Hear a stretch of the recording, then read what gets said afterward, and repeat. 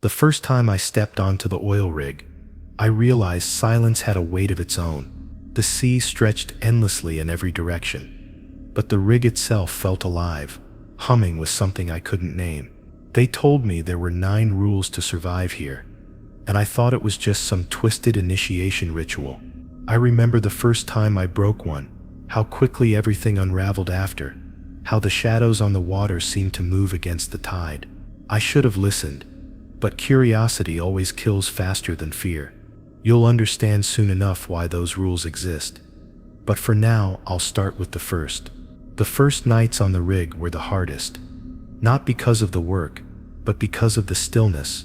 Out here, surrounded by miles of black ocean, every sound carried differently, like the steel beneath my boots was speaking in its own language. I was stationed mostly on night watch, which meant endless hours of leaning over railings, staring into the sea. It wasn't long before I noticed how the others avoided doing the same. Their eyes fixed on the sky or on their tasks, never on the water itself once the clock passed midnight. That's when I first heard about Rule 1. The senior hand, Griggs, was the one who told me. He had the kind of face that looked like salt had been rubbed into every wrinkle, and his eyes were always bloodshot, as though he hadn't slept in years. "Don't lean over after midnight," he muttered when he caught me staring too long into the depths. "That's Rule 1. Never look directly into the water after midnight. If you do, it'll look back." At the time I laughed it off, though quietly, because his tone was the kind that didn't invite argument. I tried to keep myself busy when the clock ticked past 12, but boredom was a cruel companion on that rusting hulk. The sea was always moving, whispering promises of distraction, and I was young, stupid, and convinced the others were just trying to spook me. The first time I broke Rule 1, it didn't feel like much.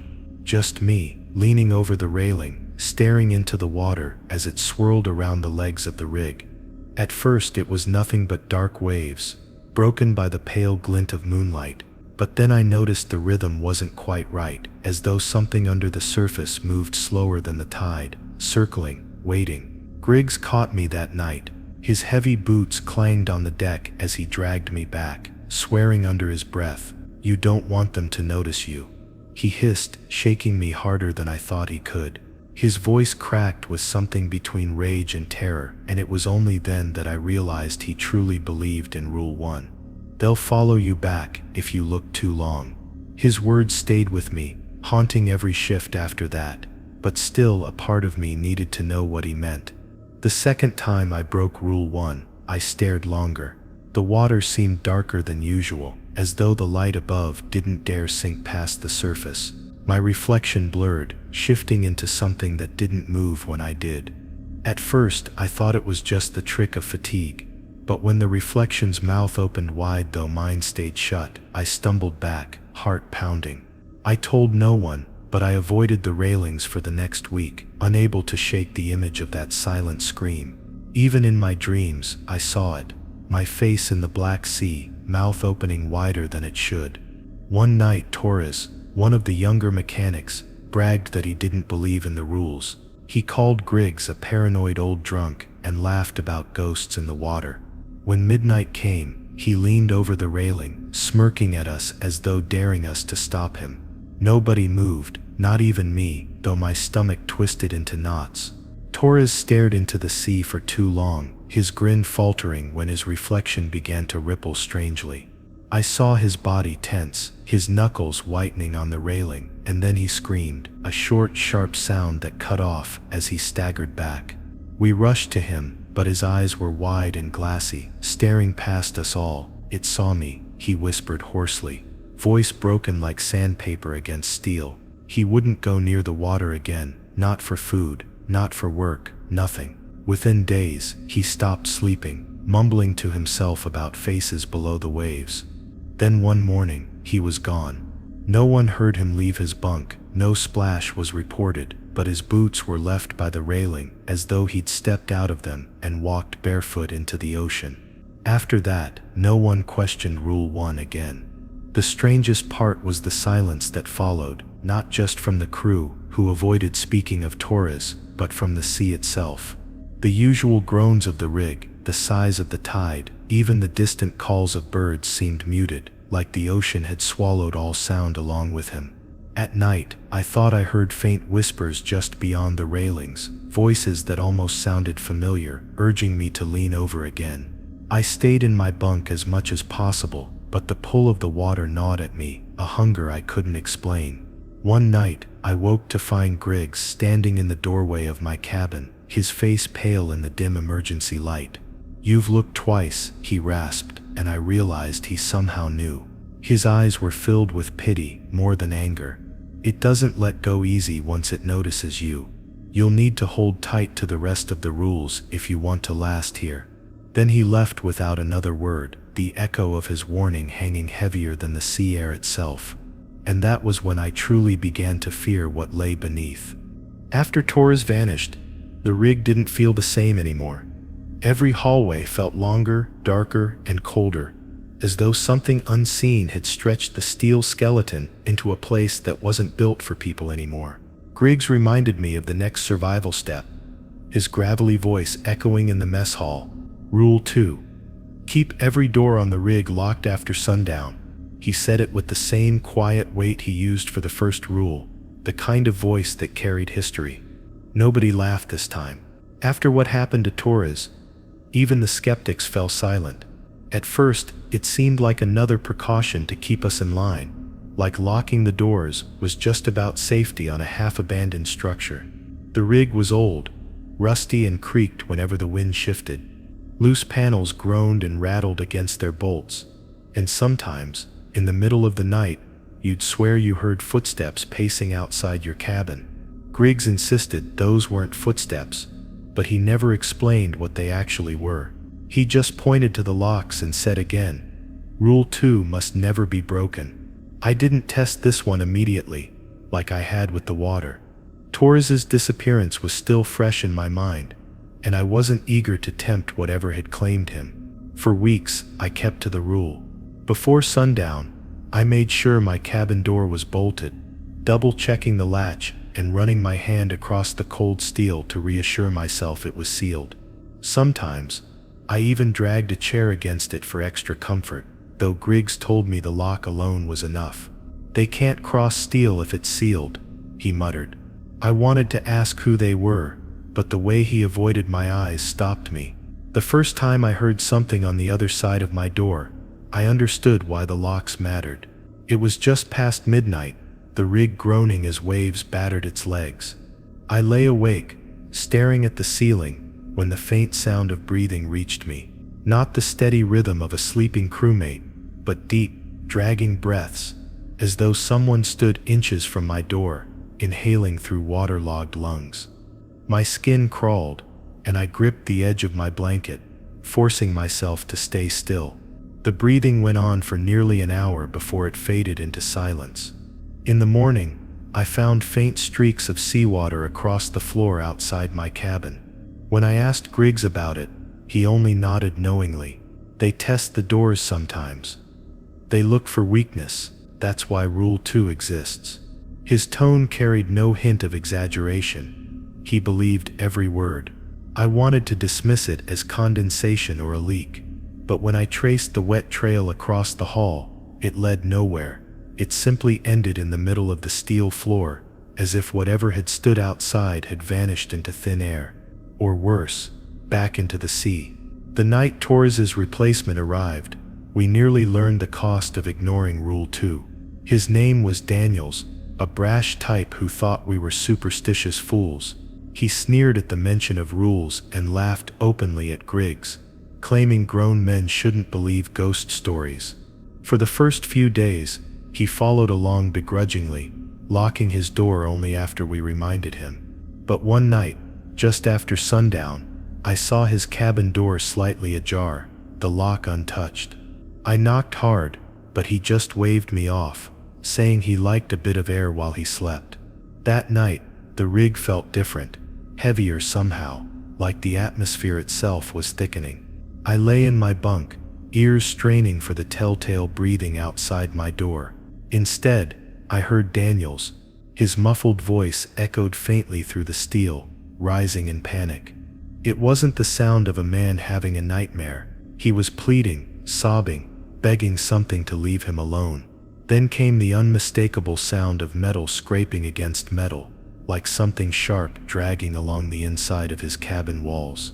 I wanted to run to him, but I was frozen, clutching my blanket and praying my lock held. By morning, Daniels was gone. His bunk looked normal at first glance, but when we pulled the sheets back, the mattress was soaked through with seawater. The lock on his door was untouched, but the hinges were warped, bent inward as if forced from the other side. Griggs didn't say a word, but he made us all stand there and look, so none of us would ever forget. That was the moment I understood. Rule 2 wasn't about paranoia, it was about survival. From then on, I grew obsessed with the locks. Every night, I checked mine 3, sometimes 4 times, listening for the faint click that meant the mechanism had engaged. I even started checking the other doors, walking the halls before sundown, making sure no one forgot. Some of the men laughed nervously, but none of them stopped me. After Daniels, no one wanted to risk it, yet even with every door sealed, I could still feel them outside. The scratching returned some nights, soft at first, then louder, like nails raking against the steel. Other nights, it was the breathing again, low and steady, accompanied by the faint splash of water on the floor. The worst was the night I heard my own voice outside the door. It called my name, gently at first, then firmer, more demanding. I sat frozen on my bunk, staring at the lock, as though it alone held the world together. The voice was perfect. It sounded exactly like me, tone and cadence down to the last syllable. "Open the door," it whispered, coaxing, almost tender. I pressed my hands against my ears, but even then, I felt the vibration of it, like the rig itself carried the sound through the steel. When I refused, the voice grew angry, snarling until it didn't sound like me anymore, until it sounded like something dragging words across broken teeth. By morning, the hallway outside my cabin was soaked, not puddles this time, flooded, ankle-deep water that stretched all the way to the stairwell. The pumps ran for hours to clear it, but no one spoke about it. The silence of the crew weighed heavier than the ocean itself. We all knew what had caused it, and we all knew none of us would ever leave our doors unlocked again. Still, I couldn't stop wondering what would have happened if I had opened mine. What would have stepped through, or worse, what would I have become? That night, Griggs pulled me aside. His eyes looked older than ever, like he hadn't slept since Daniels vanished. "You survived because you remembered Rule 2, he said, his voice a low growl. "But survival isn't the same as living. Once they know your voice, they'll never stop trying. You can't trust anything you hear on this rig, not even yourself." He didn't explain further, but I didn't need him to. Deep down, I already understood, and that's when the real terror of this place settled into me. It wasn't just about staying alive, it was about staying human, because if the doors kept them out, I had to wonder what stopped them from finding their way, in another way. By the time Daniels was gone, the rig had already sunk its teeth into my sanity. Every hallway echoed strangely, and every shadow seemed to twitch when I looked away. The others spoke less and less, and meals turned into quiet gatherings, where no one mentioned what we all heard at night. It was Griggs, again, who pulled me aside one evening, while the sun bled across the horizon. "You already know the next one," he muttered, eyes fixed on the sea. "Rule 3, never answer the voices that call your name. No matter what they sound like, not even if it's someone you love." At first I thought it was just an extension of the last rule. I remembered how I'd heard my own voice whispering outside my cabin door, coaxing me to open it, and I figured Griggs was warning me about the same thing. But it wasn't long before I realized the voices weren't bound to the steel walls. They found other ways to reach us, even when we were awake. The first time I heard one, I was on the deck, tightening bolts along a railing, the salt air biting my lips. A voice drifted up from below, faint but familiar. It was my brother's, even though I hadn't spoken to him in years. He was calling my name, soft and urgent, begging me to lean closer. My heart stuttered. I nearly dropped my wrench as I peered over the railing, but the black water below only lapped harmlessly against the supports. There was no boat, no figure clinging to the legs of the rig, only the endless expanse of shifting waves. "Please," the voice begged, raw and desperate now. "Don't leave me here." It sounded so much like him, like the last phone call we'd shared before he cut me out of his life. My body leaned forward on instinct, one hand gripping the rail tighter than I'd ever gripped it before. And then Griggs's warning slammed into me. Rule 3 must never be broken. I staggered back, chest heaving, forcing myself to retreat toward the center of the deck. The voice grew fainter, replaced by the groan of the ocean, but the damage was done. My brother's tone, his inflection, even the broken way he'd once apologized to me, it had been perfect, too perfect. That was when I realized the sea didn't just mimic sounds. It knew things it shouldn't have known. Over the following nights, the voices spread like infection. They didn't just call for me anymore. They called for everyone. Tora's voice came first, clear and sharp, begging to be let in. Then Daniels's, screaming in the distance, echoing through the pipes as if his lungs had filled the ventilation system. Once I even heard my mother's voice humming an old lullaby I hadn't heard since childhood. The melody wound through the rig like smoke, slipping through vents and walls until I pressed my palms against my ears and prayed for it to stop. That's when I understood why Rule 3 existed. Because the voices didn't stop once you gave them attention. They grew louder, sharper, and more insistent, as though feeding on recognition. One man, Ellis, broke the rule. He was young, only a few weeks into his first rotation, and I think loneliness gnawed at him more than the rest of us. One night during watch, I heard him shout across the deck, his words lost in the wind.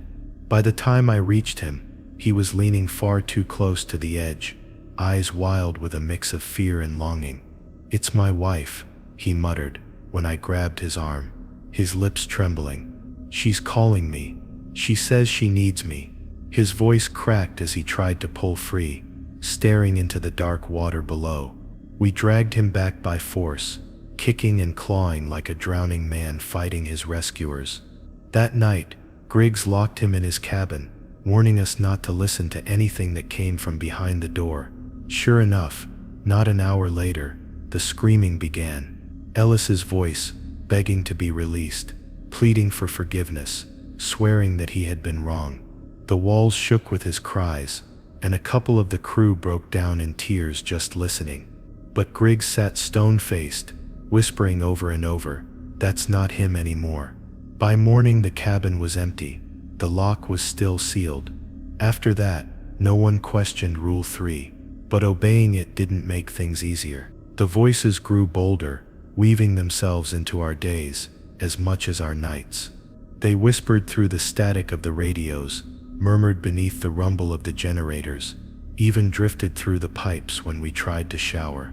I started hearing my name in casual conversation, even when no one had spoken. Sometimes I thought I heard it echo inside my head, spoken in my own voice. The worst night came during a storm, when the wind howled and the rig swayed like a toy in a child's hand. I lay in my bunk, every nerve wired with dread, when I heard it again, my brother's voice. But this time, it wasn't outside the door, it was inside the cabin. "You left me," it whispered from the corner, so close I could feel the breath on my neck. "You always leave." My body froze. I didn't dare move, didn't dare look, because I knew if I gave it acknowledgement, it would never stop. I shut my eyes and repeated the rule in my head like a prayer. Never answer the voices that call your name. By morning the storm had passed, but something in me had cracked. I couldn't shake the feeling that the rig itself was listening, storing away every weakness, every secret it pulled from our memories. When Griggs saw the bags under my eyes, he didn't offer sympathy. He only said, "They'll keep wearing you down until you slip. That's what they want. That's why Rule 3 is the hardest." His voice was grim, and I realized he spoke from experience. He had heard someone once too, maybe still did. That night, as I lay awake with the lights dimmed and the air heavy with salt, I swore I heard Torres again, closer than ever. His voice wasn't begging this time. It was laughing, cruel and sharp, mocking my silence. I buried my face in my pillow, biting down hard to keep from screaming back. I wanted to tell him he was gone, that he was nothing but a memory, but I knew if I answered, even once, I would never stop hearing him. And then, right as I began drifting toward uneasy sleep, another voice joined the chorus. Not Torres, not Daniel's, not my brother or my mother. This time, it was me. My voice perfect in tone and cadence, whispering from the darkness, "You'll answer eventually." By the time the voices started using my own tongue against me, sleep became a stranger. I wandered the rig in half-dreams, clutching at scraps of routine to keep myself sane. But hunger always finds a way through fear. And on the rig, food came from the sea. That's when Griggs reminded us of the next commandment etched into survival. His words carried no ceremony, just quiet urgency. Rule 4, never eat the fish caught after dark. He said it like a warning branded into his bones, and none of us dared question it. At least, not at first. The rule felt easy enough to follow. We fished mostly at dawn and dusk, hauling nets heavy with silver scales that glistened like coins in the dim light. But sometimes supplies dwindled, and the sea's bounty tempted us at hours when the sun had already sunk. I didn't understand why it mattered what time the fish were caught. They all looked the same, smelled the same, cooked the same. Still, when Griggs ordered the night nets tossed back no matter how full, the rest of us obeyed. The look in his eyes was enough to keep our mouths shut. It was Ellis's absence that made us sloppy. After he disappeared, the rig's crew was thin, and meals became meager. One evening, after the sky bruised into black, and the rig's lights flickered weakly against the void, a handful of us pulled in a line that had been left too long.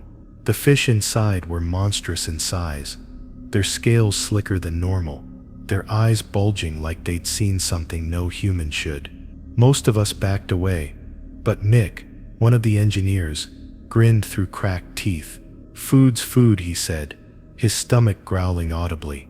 Griggs wasn't on deck that night. None of us stopped Mick.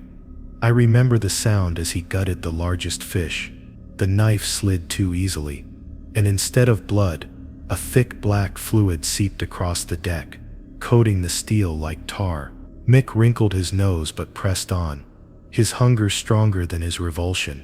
He fried the fillet in the galley, and for a moment, it even smelled normal, salty, buttery, inviting. But when he bit into it, his face twisted, his jaw locked mid-chew, eyes widening as though the flesh resisted being swallowed. "It's moving," he choked, slamming his fist against the table. We all stared in horror as the veins in his neck bulged unnaturally. He collapsed, moments later, convulsing on the floor, foam bubbling at his lips. We scrambled, but there was nothing to do. His body arched violently, then stilled, his eyes glassy but his mouth still chewing. And then, impossibly, he sat up. His body twitched unnaturally, every movement jagged and wrong, like a puppet pulled by tangled strings. His eyes darted around, no longer seeing us, but searching for something else. When he spoke, his voice gurgled with seawater. "It's hungry," he rasped. "It's so hungry." We bolted from the galley, slamming the door behind us, hearts hammering. Griggs arrived minutes later, already knowing what had happened. He didn't shout or curse, he just whispered the rule again, almost like a prayer: never eat the fish caught after dark. His jaw tightened as we told him what we'd seen. He shook his head slowly, sorrow weighing down his shoulders. "The sea feeds itself at night," he said. "What it gives then isn't meant for us." None of us dared ask what happened to Mick. By morning the galley was empty. Only a thin trail of black slime led from the doorway back to the deck. After that, the rule took on a new gravity. Still, the hunger didn't ease. The sea was endless, but our rations weren't. I found myself staring too long at the nets. Some nights, wondering what would happen if I just risked a single bite. My dreams didn't help either.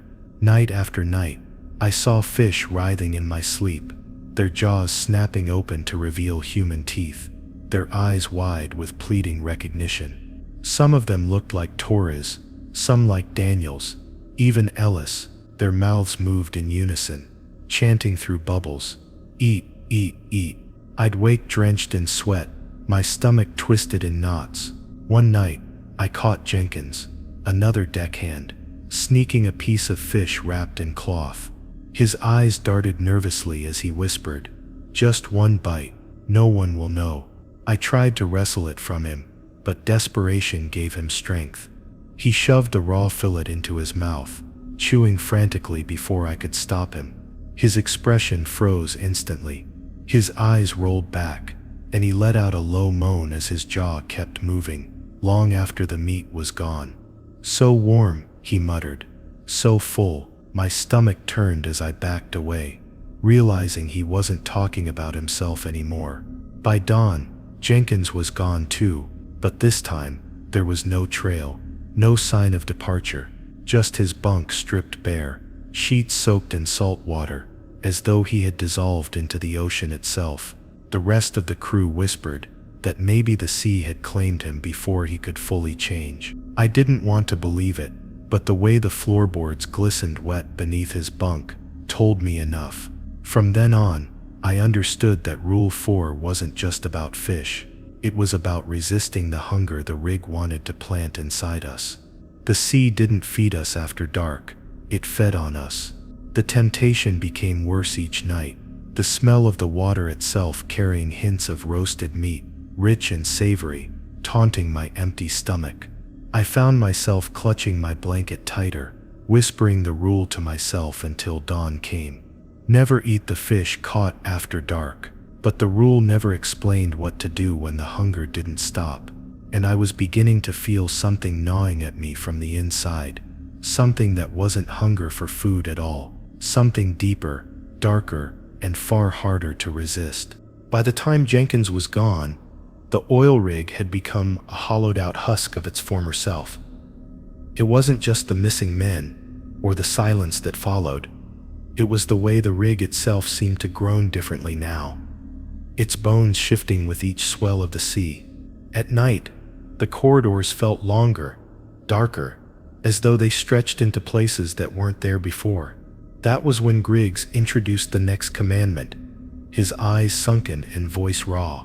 Rule 5, never go below deck after the lights go out. He didn't explain it right away, and no one asked. We'd learned that explanations only made things worse. Below deck was already a place most of us avoided. It housed the engine rooms, the maintenance shafts, the old storage spaces where forgotten equipment gathered rust. Even during the day, the air was damp and heavy, carrying the smell of salt and oil. Shadows clung stubbornly to the corners, and every footstep echoed too long, like someone else was walking just a pace behind. At night, though, it was worse. The few times I passed near the stairwell after sundown, I swore I heard faint sounds drifting up, distant knocks, dragging chains, or voices too low to make out. Remembering Rule 5 was the only thing that kept me from going down there. Of course it was Daniels's replacement who tested it. His name was Cutter, a wiry man with hollow cheeks and restless hands. He didn't laugh at the rules like Daniels had, but I could see in his eyes that he thought we were all half mad, driven to superstition by isolation. One night, after the generator lights flickered and died for a brief 5 minutes, Cutter decided he'd had enough. "If something's down there, I'll drag it up myself," he muttered, half to me, half to himself, as he grabbed a flashlight and made for the stairwell. I wanted to stop him, but the words died in my throat. Some part of me wanted to know too. The others gathered at the top of the stairs, our breaths shallow, ears straining. We listened as Cutter's boots clanged against the metal steps, his light bobbing faintly before the shadows swallowed it whole. For a while we heard nothing but the steady rhythm of his descent. Then silence. Minutes stretched, every second chewing through our nerves. Finally, his voice drifted up, faint and trembling. There's more down here than there should be." His words cracked, followed by the clatter of his flashlight hitting the floor. Then came the sound. Not a scream, not exactly, but a wet guttural noise, like a throat filling with water. We never saw Cutter again. The next morning, Griggs ordered the stairwell sealed with a heavy chain. He didn't look at any of us when he said it, just repeated the rule in a flat tone, as if to etch it deeper into our bones. Never go below deck after the lights go out. The silence that followed was suffocating. None of us dared argue. After Cutter, I began to notice how the rig itself seemed to change at night. The hum of the generators took on an odd cadence, almost like breathing. The air grew thicker, damp with a briny chill that clung to the back of my throat. Some nights, I could hear movement below, faint scraping sounds, as though something large dragged itself across the steel floor. Once, lying awake in my bunk, I swore I heard footsteps directly beneath me, pacing in perfect rhythm with my heartbeat. I pressed my palms against the thin mattress, trying to convince myself it was just machinery. But deep down, I knew better. One night, during another blackout, I made the mistake of standing too close to the chain stairwell. The emergency lights flickered dimly, barely illuminating the steel floor, and from below came a sound that froze my blood. It was my own voice again, calling up through the darkness. "It's safe now," it said, calm and steady, echoing off the walls like a cruel trick. My hand hovered over the chain, trembling, every instinct screaming to listen. But then Griggs appeared beside me, his grip iron on my wrist. His eyes burned with fury and terror all at once. "Don't you dare," he snarled. "That's how it starts. That's how it always starts." I pulled back, shame flooding through me, but also a strange hunger, a curiosity that refused to die. What was down there? What had taken Cutter? The questions gnawed at me more than hunger ever had. I began to dream of the stairwell, standing at the top as shadows writhed below. Sometimes, in those dreams, I descended step by step, the chain gone, the air thick with salt and rot.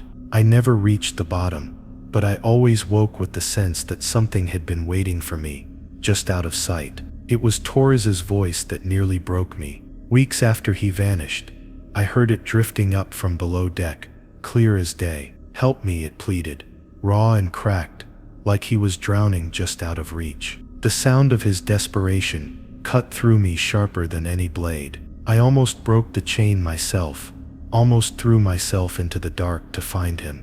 But then I remembered his last moments, the way his boots had been left by the railing, empty and still. The thing below deck wasn't Torres, it was something else wearing his voice like a mask. That night, I asked Griggs what was really down there. For once he didn't deflect. He just stared at me with eyes hollow from too many sleepless nights. "The rig was built on bones," he said softly. "Not just steel and bolts. Something was already here, long before we ever drilled.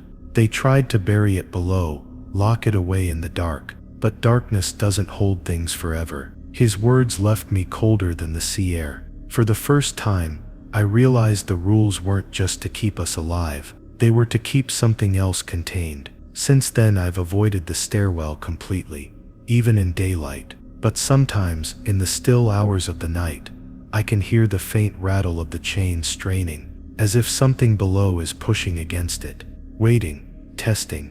And every time, I whisper the rule to myself until the sun rises. Never go below deck after the lights go out, because I know that one day, the chain won't hold. The night after the chain around the stairwell began to rattle on its own, Griggs brought us together in the mess hall. His voice was thin, like he'd been swallowing glass for weeks, but his words carried more weight than any of us could ignore. "You've all heard it," he said, his eyes scanning the room. "The voices from below, the sounds in the dark, but the sea has other ways of getting to you. That's why there's Rule 6. Never answer the radio after midnight." He didn't need to raise his voice. The way his hands shook told me enough. The radio was our only lifeline, even though the mainland was far away. Sometimes we'd catch fragments of chatter from passing ships, or the distorted voices of other rigs. At first I thought Griggs's rule was nothing but paranoia. After all, why would ignoring a voice at midnight make any difference? But I remembered what had happened with Torres's cries from below deck, and how Cutter had been lured by the promise of discovery. The sea wasn't just water and waves. It was a mouth that spoke in familiar voices, and the radio was just another way for it to whisper. The first time I experienced it myself, the clock had just passed 12. I was on night watch, sitting by the console, the dim glow of the dials casting pale light across my hands. At first the static was the usual background hum, nothing unusual, but then it shifted. The crackle smoothed into rhythm, like breathing, and then through the hiss, I heard my sister's voice. She'd been dead for 3 years. "Come home," she whispered, her tone soft, almost pleading. My hand hovered over the mic, heart pounding. For a second, every part of me wanted to believe. But then I remembered Rule 6, and I froze. My sister's voice grew sharper, more desperate, filling the static with words only she could have known. Childhood secrets, fragments of lullabies, the sound of her laughter. It was perfect, too perfect, and the longer I listened, the more I realized it wasn't her. It was something that had memorized her down to the last syllable. I turned off the radio with trembling fingers, but the silence afterward was worse. For hours, I swore I could still hear her whispering in the back of my mind, as though the voice hadn't needed the radio anymore. Cutter's disappearance had left us raw, but it was Malik who almost doomed us next. He had been jittery for days, his eyes darting constantly to the horizon, like he expected something to crawl out of the waves. One night, I caught him sitting by the radio, well past midnight, the mic pressed to his lips. He wasn't speaking, just listening, nodding slowly, as if agreeing with someone only he could hear. When I stepped closer, I caught fragments. "Yes, I'll come down. I'll meet you." My blood froze.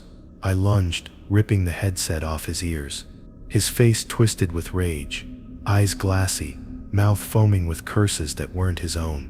It took 3 of us to drag him away. After that, we kept Malik tied to his bunk for 2 nights, afraid of what he might do. He never forgave us. On the 3rd night, during another blackout, he vanished. The ropes we had used to bind him lay neatly on the floor, untied, not cut. In his place was the headset from the radio, its cord dangling, the mic slick with something that smelled like salt water and copper. I asked Griggs what it meant, but he only muttered the rule again, as if repeating it was a ward against the inevitable. Never answer the radio after midnight. The problem was, the voices didn't stop. If anything, they grew bolder, the longer we ignored them. Sometimes it was family. Sometimes it was old friends, calling out with the warmth of memory. But other times, it was us. One night, I heard myself speaking from the static. "You're already dead," the voice told me, calm and certain. "You just haven't realized it yet." Hearing your own voice tell you something like that does something to your mind. It makes every breath feel borrowed, every heartbeat feel fragile. Griggs confessed something to me one night, while we sat in the galley, too tired to sleep. "The radio isn't reaching out," he said, staring at the dark window. "It's reaching in. Whatever's out there doesn't need wires or waves. It just needs you to listen. Midnight is when the sea is loudest. That's why the rule exists." His hands trembled as he lit a cigarette, and I wondered how many times he'd almost answered himself. How many times had he nearly broken Rule 6, just to silence the unbearable loneliness of this place? The worst was the night the rig's alarm blared, a deep grinding howl that meant a distress signal had been received. We all rushed to the control room, the clock ticking just past midnight. The radio was alive with cries for help, a ship begging for rescue, coordinates pouring in through static. It sounded real, too real, but Griggs stood firm, shouting above the chaos. "Don't answer it." His face was pale as bone, sweat running down his temples. One by one, the voices grew more frantic, until they screamed our names directly, each syllable sharp as knives. We unplugged the radio entirely, but the voices didn't stop. They rang through the rig itself, vibrating in the steel like the bones of a living creature. That night, none of us slept. We sat together in silence, waiting for dawn, every creak of the rig like a heartbeat counting down. I realized then that the rules weren't arbitrary. They were boundaries, fragile lines between us and something vast, patient and hungry. The radio wasn't a tool anymore. It was a door, and we were the ones holding it shut, every night, praying it wouldn't open wider. Even now, I sometimes hear the static whisper in my dreams. When I wake, I find myself sitting up, reaching for a radio that isn't even turned on. My mouth dry, my hand trembling. I whisper the words over and over like a prayer. Never answer the radio after midnight, because I know if I do, it won't just be my voice on the other side. It will be whatever's been waiting for me since the sea first learned my name. And one night, it might answer back. When Griggs first explained Rule 7, never touch what the tide leaves behind, his face looked older than I had ever seen it. His eyes were sunken, voice gravelly, like the weight of too many nights pressed down on him. The sea gives back what it takes, he said, dragging on a cigarette until it burned almost to the filter. But it doesn't return things for free. When the tide leaves something on the rig, or when it washes strange things ashore, you don't touch them. Not with your hands. Not with anything. You leave it there until it goes back, or until it rots away. At the time, I thought he meant garbage. Nets, broken crates, maybe even old shipwreck scraps. The sea was full of junk. It made sense that sometimes it washed up, but the longer I stayed, the more I realized he wasn't talking about trash. He was talking about offerings or warnings, because the sea didn't just return objects, it returned people. The first time I saw it, dawn had just cracked over the horizon, painting the waves gray and sickly green. A storm had passed in the night, one of those violent ones that made the rig groan like it might snap in half. When I went topside, I froze. Lying across the slick steel walkway was a body, pale, bloated, its hair matted with kelp. I recognized the uniform instantly. It was Cutter, but Cutter had been gone for weeks. He had vanished after Rule 3, swallowed by the depths below, and yet here he was, stretched across the platform like the tide had delivered him gently, placed him where we'd find him. His chest moved faintly, like he was breathing. I almost rushed forward before Griggs yanked me back with a force I didn't know his frail body could muster. His voice was a hiss in my ear. Don't touch him. We watched in silence as Cutter's lips parted. Salt water spilled out, trickling across the steel like veins. His eyes never opened, but his fingers twitched, clawing at the platform as if trying to crawl closer. Every instinct screamed at me to help him, to pull him up, to wipe the water from his mouth. But the fear in Griggs's eyes kept me rooted. We stayed until the sun rose higher, and then slowly, Cutter's body dissolved, not sank, not rolled into the sea, but melted into foam and was carried back by the tide. Only his boots remained, steaming faintly like they'd been left on a fire. After that, the rule carved itself into my bones. Malek hadn't seen it the same way. His paranoia had grown worse since the radio incident. He started prowling the walkways at night, muttering to himself, eyes darting to every shadow. One morning, he found something on the eastern platform, a small wooden box, old and water-worn, with carvings etched into its surface. "It's a gift," he said, voice sharp, desperate. "It's for me. It has to be." We tried to stop him, but before anyone could move, he reached for it. The moment his fingers touched the lid, the air shifted. The sky darkened, though no clouds were there. The sea roared louder, waves slamming against the rig as if in fury. Malek screamed. He clutched his hand, skin blistering where it had made contact with the wood. By the time we dragged him back, the box had vanished, sucked into the sea without a ripple. Malek's hand never healed. The skin blackened, veins bulging like ropes, spreading up his arm day by day. Within a week, he was gone. Not taken violently like Cutter, but simply gone. One night he lay in his bunk, breathing ragged, and the next morning, only salt water stained the sheets. The worst came later, when the sea began leaving smaller things. A child's shoe, a ring still warm from a finger, a diary with pages too wet to open, yet humming faintly with whispers when held near your ear. Each time the tide delivered these things carefully, placing them where we would see them, and each time it felt like a test. I broke once. I admit it, it was a photograph.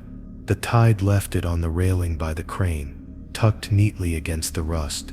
It was my family, me, my sister, and our mother, sitting on a pier years ago. I knew the picture. I'd seen it 100 times, but this one was wet, the ink running, faces blurred except mine. My smile was smeared into something too wide, too sharp. I reached for it before I realized what I was doing. My fingertips brushed the edge, and that was enough. The ocean answered. The sky cracked with thunder, though no storm approached. The rig vibrated, every bolt straining, every girder groaning, and then, from the depths, something massive shifted. I felt it before I heard it, the water below moving, as though something vast and ancient rolled beneath us. Griggs tackled me to the deck, ripping the photo from my hand and throwing it back into the waves. "Do you want to invite it up here?" he screamed, his voice raw with terror. I'd never seen him like that. Not once. That was when I truly understood. These weren't gifts, they were bait. Since then, I don't even look at what the tide brings. None of us do. When dawn comes, we keep our eyes fixed on the horizon until the water reclaims its offerings.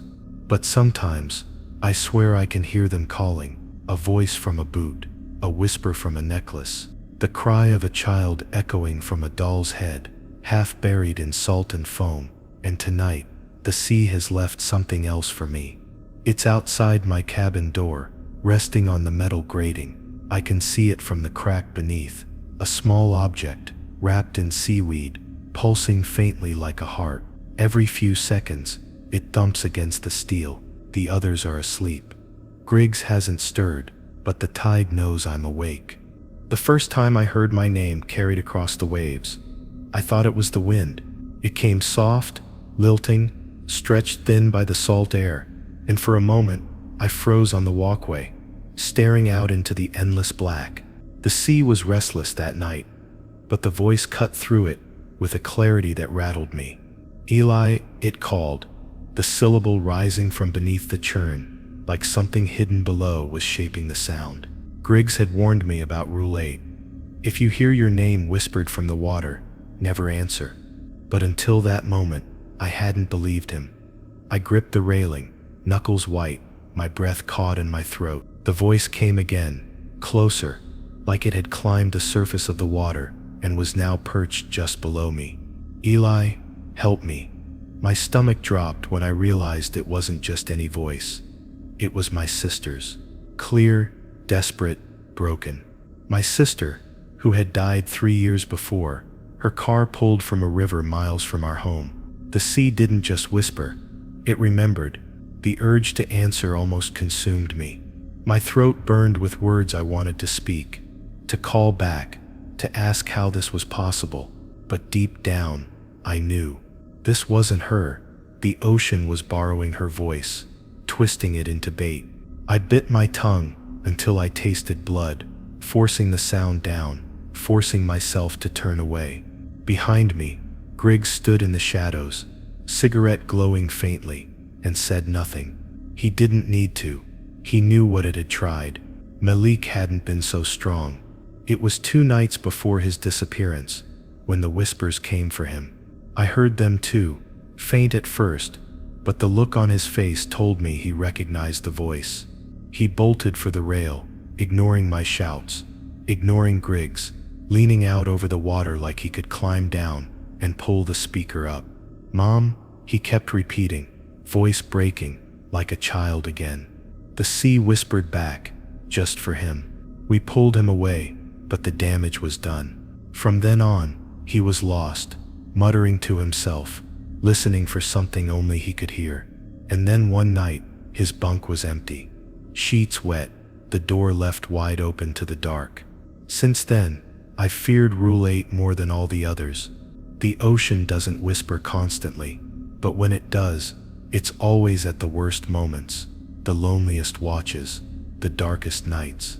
Sometimes the voice shifts, becoming deeper, layered, like multiple mouths are calling at once. Other times, it's sickly sweet, coaxing, promising things I want so badly to believe. Once it used my own voice. Hearing myself beg from the water nearly broke me. But tonight it's worse. It started just after sunset, when the tide brought that pulsing thing to my door. I haven't slept since. The whispers began as I sat in my bunk, staring at the floor, praying it would stop moving. "Eli," the voice crooned, closer than ever. "We've been waiting. You don't have to be afraid. Just answer." I covered my ears, but the sound didn't dull. It pressed into my skull, vibrating my bones. When I stumbled onto the deck for air, the sea was calm. Too calm. That's when I saw them. Shapes in the water, just below the surface. Dozens of faces, pale and blurred, staring up at me. Their mouths opened and closed, and though the water swallowed the sound, I still heard it. My name, repeated again and again, layered into a chorus. "Eli, Eli." My hands shook so violently, I nearly dropped the lantern. I backed away, heart hammering, when I heard the footsteps. Griggs.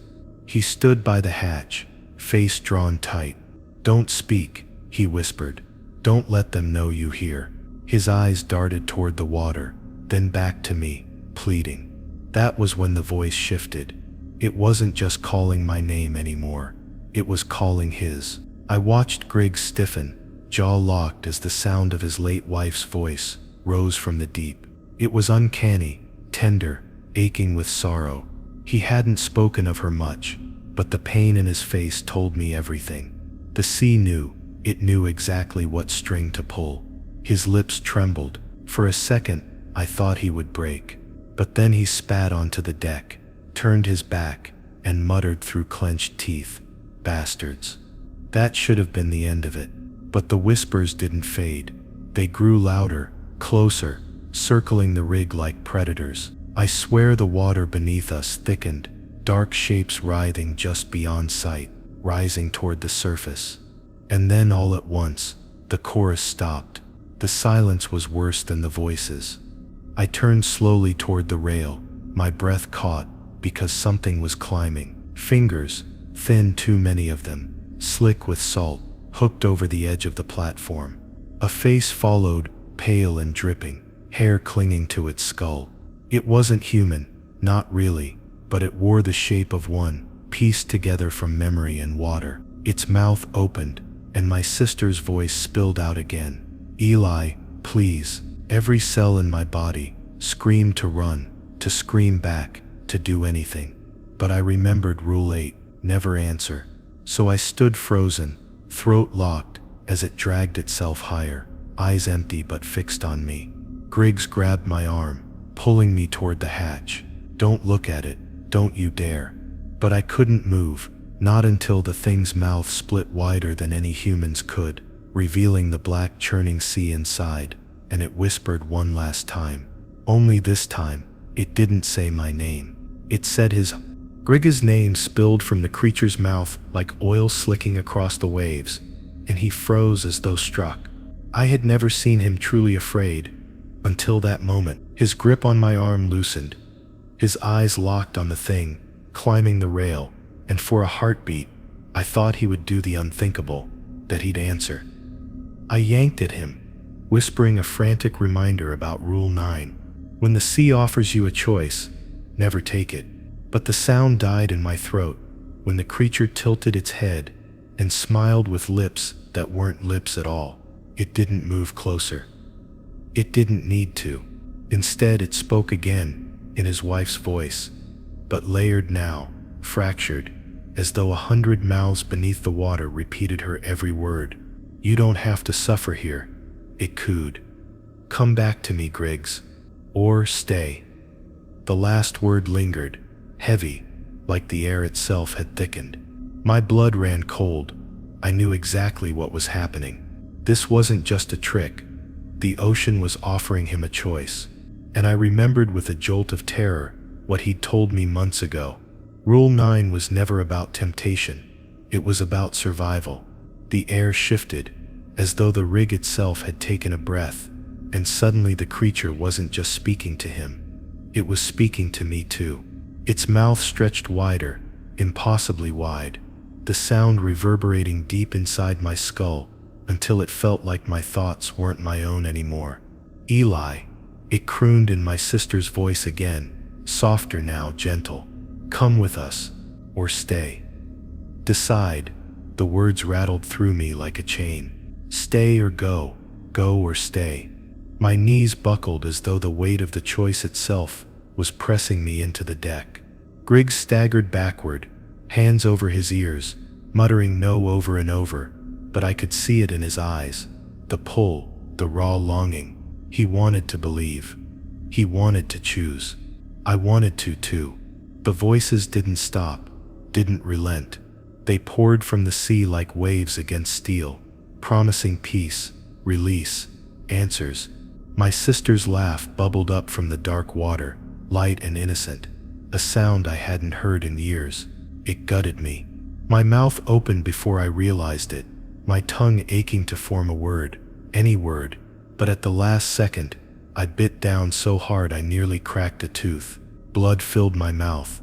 That pain saved me. The creature's smile faltered, just slightly, as if it sensed my resistance. Its head cocked, and the voices behind it grew sharper, harsher, no longer coaxing but commanding. "Choose," they hissed. Hundreds of voices melding into one guttural demand. The water churned violently below, pale hands pressing against the surface, as though an entire crowd was trying to climb onto the rig. Griggs stumbled toward the railing, tears streaming down his weathered face, and I lunged, grabbing him with both arms. "Don't listen," I rasped. "Don't answer, don't choose." But he thrashed, stronger than I expected, driven by grief deeper than fear. For a terrible moment, I thought I would lose him. He tore free of my grasp, lurching to the edge, his eyes locked on the thing wearing his wife's voice. "I can't take this anymore," he whispered hoarsely. "I just want it to end." My heart slammed in my chest as I watched his hands curl over the rail, but then somehow, some last flicker of strength held him back. He turned, just barely, his voice cracking as he said, "Don't ever believe them, Eli. Not once. You hear me?" Then he shoved me back toward the hatch. The sea roared. I don't mean the wind or the waves. I mean the ocean itself. The sound vibrated through the rig, rattling bolts, shuddering walls, making the metal beneath my feet feel alive. The creature shrieked, its stolen voices overlapping in fury, and then, like a wave collapsing, it sank, pulling the whispers with it. The deck was silent again. Too silent. Griggs leaned against the hatch, shaking, his face ashen. Neither of us spoke for a long while. When he finally did, his voice was ragged. "It's not done with us. That was just the first time. It'll keep coming back. It'll keep offering. And one day, maybe we won't be strong enough." His words hollowed me out, because I knew he was right. The rules had kept us alive this long, but what if survival wasn't enough? What if the sea wore us down until we wanted to take its offer?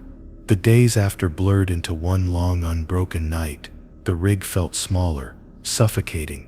Shadows stretched longer, voices carried, even when the wind was still. I stopped trusting silence, because I knew it was only waiting to break. And every time I closed my eyes, I saw those pale faces below the surface, waiting, patient, endless. Rule 9 burned in my mind like scripture, but so did the choice it carried. Stay in this hell, or answer, and fall into something worse. Last night, I woke to Griggs's bunk empty. For one horrifying moment, I thought he was gone, that he'd finally given in. But I found him on the deck, staring out at the black horizon, cigarette trembling in his fingers. He didn't turn when I called his name. He just muttered, "I heard her again." She asked me to decide, and God help me, Eli, for just 1 second, I almost said yes. His voice cracked, and he crushed the cigarette out with shaking hands. "You have to promise me, if I ever choose, don't let me." I promised, but I don't know if I can keep it. The sea hasn't stopped whispering since. Tonight it's louder, closer, like it's inside the rig itself. It doesn't sound like my sister anymore. It doesn't sound like anyone I know. It sounds like me, my own voice echoing from the black water below, begging, taunting, commanding all at once. "Eli, choose. Stay or come. Speak." The words claw at my skull until my lips twitch with the urge to obey. My jaw aches from holding them shut. I don't know how much longer I can fight it, and the worst part, I don't know if I want to. If you enjoyed this story, like, share, and subscribe for more.